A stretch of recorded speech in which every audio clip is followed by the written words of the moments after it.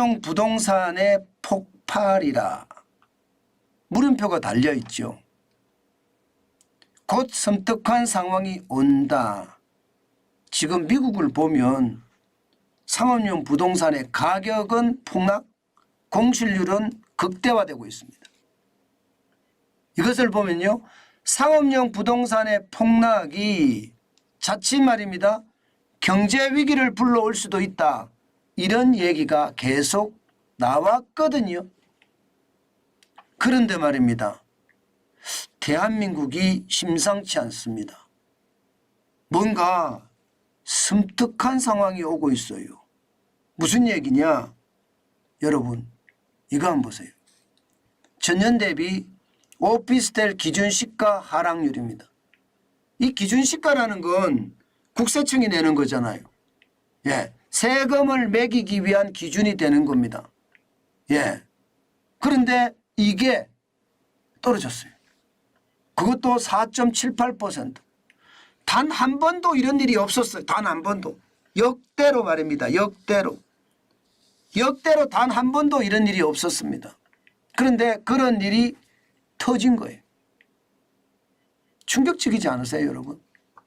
저는 굉장히 충격적이라고 생각합니다. 어떻게 이런 일이 벌어질까 싶을 정도로요. 추세선을 볼까요?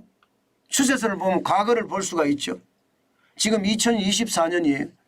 예, 내년에 오피스텔의 기준시가가 4.78% 떨어졌다는 거. 사상 처음 있는 일이라는 거. 2019년에 7.52% 올라갔거든요. 2022년에는 8.03%가 올라갔습니다. 세상에 기준시가가 떨어지는 경우도 있네요. 아마 여러분들도 처음 보셨을 거예요. 저도 처음 봤습니다. 이런 일이 일어날 수가 없거든요.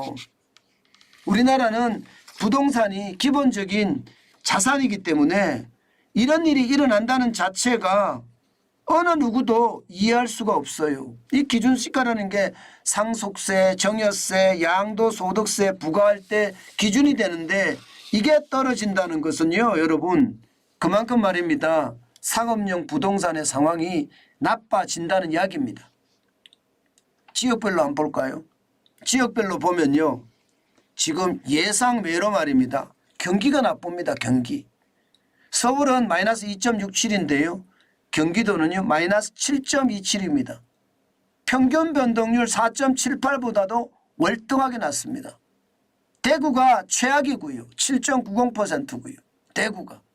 광주도 만만치 않습니다. 5.58%. 그나마 말입니다, 예, 부산이나 세종이나 여기는 1.93%, 1.73%, 인천은 4.44%. 그나마 여기가 조금씩 낮다고 이야기할 수가 있고요. 서울도 2.67%니까 조금씩은 낮다고 이야기할 수가 있습니다. 그렇지만 지금 경기권이 떨어진다는 건 그만큼 말입니다, 예, 시장에 이상함이 감지가 된다, 이렇게 생각할 수 있는 지표입니다. 저는 그래서 위험하다, 이렇게 저는 보고 있는데요. 더 심각한 거 보여드리겠습니다. 더 심각한 것은요, 장사입니다. 장사. 쉽게 말하면 무슨 얘기냐, 상업용 건물 기준시가도 마이너스로 바뀌었습니다.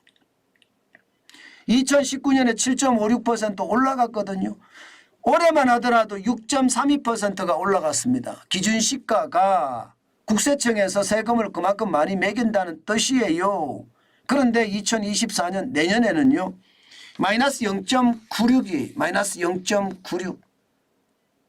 다시 말해서 장사하는 가게들, 식당을 하든 선술집을 하든 호프집을 하든 옷가게를 하든 이런 가게들의 기준시가가 떨어졌다는 것은 가격이 떨어지고 있다는 이야기입니다. 가격이 떨어지고 있다는 이야기예요. 그 정도로 말입니다, 상황이 좋지 않습니다. 예, 지역별로 볼까요? 지역별로도 지금 최악의 수순이 많아요. 세종 같은 경우는요, 지금 상업용 건물 기준시가가 마이너스 3.7%입니다. 마이너스 3.7%. 대구도 마이너스 2.25%고요. 광주도 2.09%입니다. 전체적으로 보면 세종이 최악. 세종 같은 경우는 상가, 빈 상가들이 천지라고 하잖아요. 당연히 그렇게 일어날 수 있을 것 같아요. 대구 2.25%, 광주도 지금 만만치 않다고 해요. 그나마 서울은 마이너스 0.47인데, 그나마 좀 낫죠. 그런데 정환진이는 왜 섬뜩한 상황이 온다 이렇게 말을 했느냐. 문제는 여기서 끝나지 않는다는 사실입니다. 여기서. 무슨 얘기냐고. 이게 여기서 끝나지 않는다니 더 내려간다는 이야기야. 그렇게 보입니다. 실질적으로 말입니다. 상가 투자 수익률을 보면 사람들이 상가를 안 사겠어요. 상업용 부동산 안 사겠다니까요. 실제 중대형 상가면요. 3층 이상, 건물 하나가 3층 이상이거나 아니면 연면적이 330제곱미터, 100평 이상이라는 뜻이에요. 여기 투자 수익률을 보면요. 0점대입니다. 분기당 0점대예요. 2022년 4분기 0.84입니다. 올해 1분기 0.699요. 올해 2분기 0.73입니다. 3분기도 0.659요. 이걸 다 합친다 그래도요. 상가 투자 수익률이 저축 예금 있잖아요. 지금 일금인권도 4%가 넘거든요. 4%가 되지 않습니다. 그러면 상가 가지고 있으면서 세입자하고 실강이는 엄청나게 하고 골치는 골치대로 아플 때가 천지인데 아니 수익률이 이 정도까지 떨어진다고 하니까 이거 누가 사겠냐고요. 오히려 가지고 있는 사람들도 팔라고 난립니다. 지금 내가 분양가에만 팔아도 손해를 안 보겠다 이렇게 이야기하시는 분들도 많고요. 게다가 중대형 상가만 이런 게 아니에요. 소규모 상가도 마찬가지입니다. 소규모 상가는 더 심각합니다. 2022년 4분기에 보면 0.80이잖아요. 올해 1분기 0.58이에요. 2분기 0.66입니다. 3분기 0.59예요. 전체를 합쳐도요. 예적금의 금리보다 엄청나게 낮습니다. 과거에 말입니다. 잘 나갈 때는요. 2017년 6.32%, 2018년 6.35% 이렇게 갈 때도 있었습니다. 그렇지만 전체적으로는요. 지금 망가지고 있잖아요. 이렇게 되면 여러분 수요가 그만큼 줄어듭니다. 수요가 줄어들면요. 가격은 떨어지게 돼 있어요. 사실 자영업자들은 이미 알고 있습니다. 이미 알고 있어요. 왜? 최저임금에 주 52시간제 때문에 내가 상가를 사면 망할 수밖에 없는 구조다 이렇게 생각합니다. 왜냐고요? 아니 인건비가 얼마나 올랐으며 여기에 원재료비 난리도 아니잖아요. 원재료비 오른 거. 그것만 올랐습니까? 세금은 안 올랐습니까? 가스 전기요금은 안 올랐습니까? 4대 보험은 안 올랐겠냐고요. 여기에 관리비라든가 월세는 또 안 올랐습니까? 다 올랐습니다.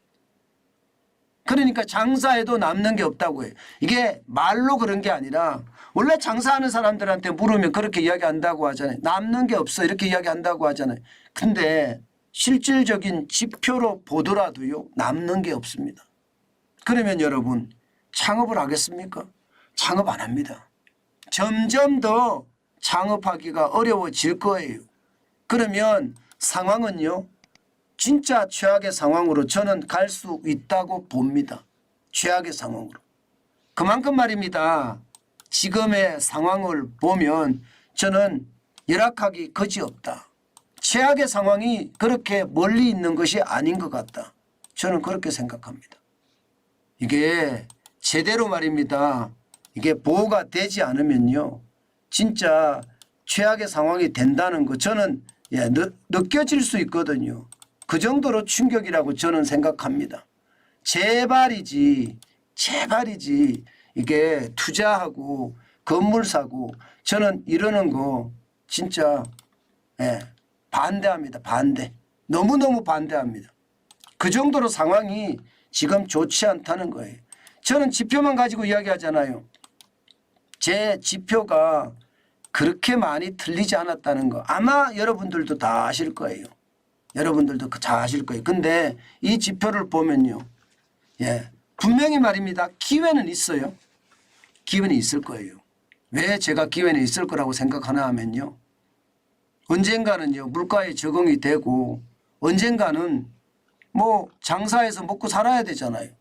예, 그런 것을 생각을 해보면 분명히 기회는 올 거라고 봐요. 기회는 올 거지만 지금 당장은 아니라는 거죠. 지금 당장은 아니라는 거죠. 그래서 저는 시장을요 너무 급하게 보지 말고 예, 장단기 예, 장기로 장기를 먼저 보고 단기를 보는 예, 그런 상황을 저는 만들었으면 좋겠다. 예, 그 말씀 다시 한번 강조하고 싶습니다. 예, 그 말씀 진짜 다시 한번 강조하고 싶어요. 그 정도로 말입니다. 상황 자체가 예, 그렇게 녹록한 상황은 분명히 아니다. 예, 그 말씀 드리겠습니다.